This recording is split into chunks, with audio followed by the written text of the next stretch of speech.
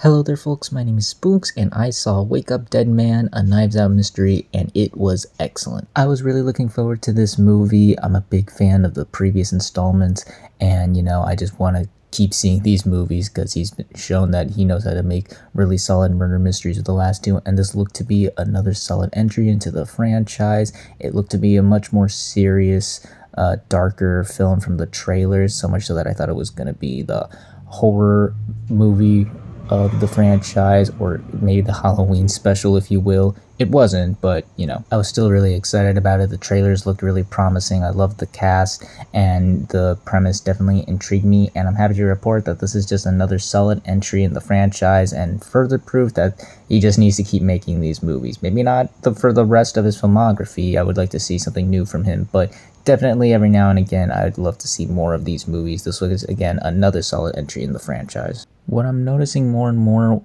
as like the true standouts of these movies are the themes, messages, and the characters, and I think that is through and through with this one, as I think the topics and themes the movie discusses were really not only complex and poignant, but also very well executed and meaningful. I loved how it talked about religion and how certain people use it because they believe in it, and certain people use it just to push for their own benefit. And I think the film really did a great job exploring these themes with the cast of characters it showcases. It never felt like it was being preachy or forced or shoved down. It actually felt like it came from a real place of someone who has dealt with these issues and topics and wants to explore and convey them through this movie. And I think Rian Johnson did that very, very well, and the characters here are just as charming and likable. The ensemble has a bunch of wacky and interesting characters, some of which do more than the others, when I'll discuss more on that later, but a lot of them I found to be very charming and likable.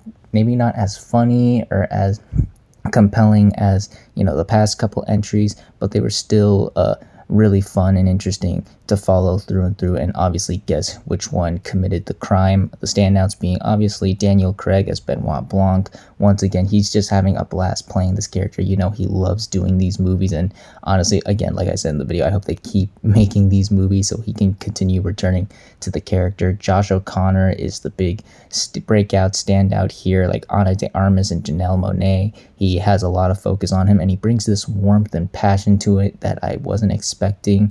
And his character is put in a very unique position. Again, it really revolves around the themes and messages of religion, and I thought that was handled excellently with the character as well as he grapples the situation. And then there's Glenn Close. I won't say too much about her. It dives into some of the mystery here, but she was excellent and harrowing and did a great job. She had a lot of strong, powerful moments in the movie. And once again, it's another solid, fun murder mystery. Seeing all the clues and unraveling and all the motives behind each of the characters is still fun and exciting, and there's a lot of reveals and character motivations that really shake up the mystery, and it still made for a fun and engaging watch as it keeps you guessing and wondering what is really going on here. There was a point where I was wondering if the movie was getting too bloated and too over convoluted, but then the big reveal happens, and then it just all of it just connects. Everything just connects with one another, and it just goes, all right, I see what you did there, Rian Johnson. And the movie is occasionally pretty funny. I chuckled a lot and laughed here and there. I do think some of the other films were funnier than this. I'll discuss that later, but it's still pretty funny and still has a couple funny jokes. And now on to my negatives. First off, I don't think the ensemble here was as strong as the other movies. I just think that the other movies utilized their ensemble better, and the characters were a lot more interesting and fun to explore. Here they're not bad, but I don't really think they utilize the ensemble like they should have. It's mostly focused on Benoit Blanc and Josh O'Connor's character, really, and I felt like while we do get to see and explore a lot of these characters, I just didn't feel or get the sense that they were really crucial to the murder mystery, if you will. I wanted more from them. I wanted to explore them a bit more, or at least have them be a bit funnier. And while the mystery is still fun to solve. It's not that hard to solve. The motivation and the big reveal is excellent, but let's just say I think some people know who the killer is. That's all I'll say for me personally.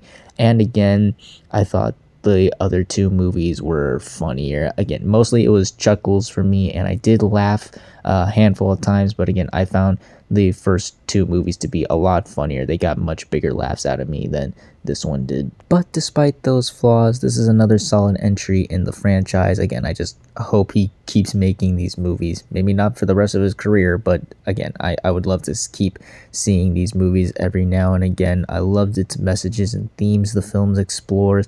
I loved a lot of the characters, especially Benoit Blanc and Josh O'Connor and Glenn Close, and the murder mystery was still fun and engaging to solve, and it can still be very funny. Obviously, if you are as much of a fan of these movies as I am, this is a much watch. Put on Netflix and give it a watch, or if you just really like a solid murder mystery, again, even if, you know, the killer isn't that hard to solve. But I digress. If you still want to see a fun, exciting murder mystery, definitely give this a watch. I would have loved to watch this in theaters, Netflix, but it's still made for a really solid, fun watch that I was satisfied as a Knives Out fan.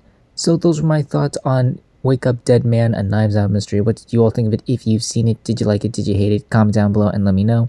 If you like this video, hit the like button. If you like this channel, hit the subscribe button. Follow me on all the social media links at the end of the video. And until next time, everyone, stay sharp.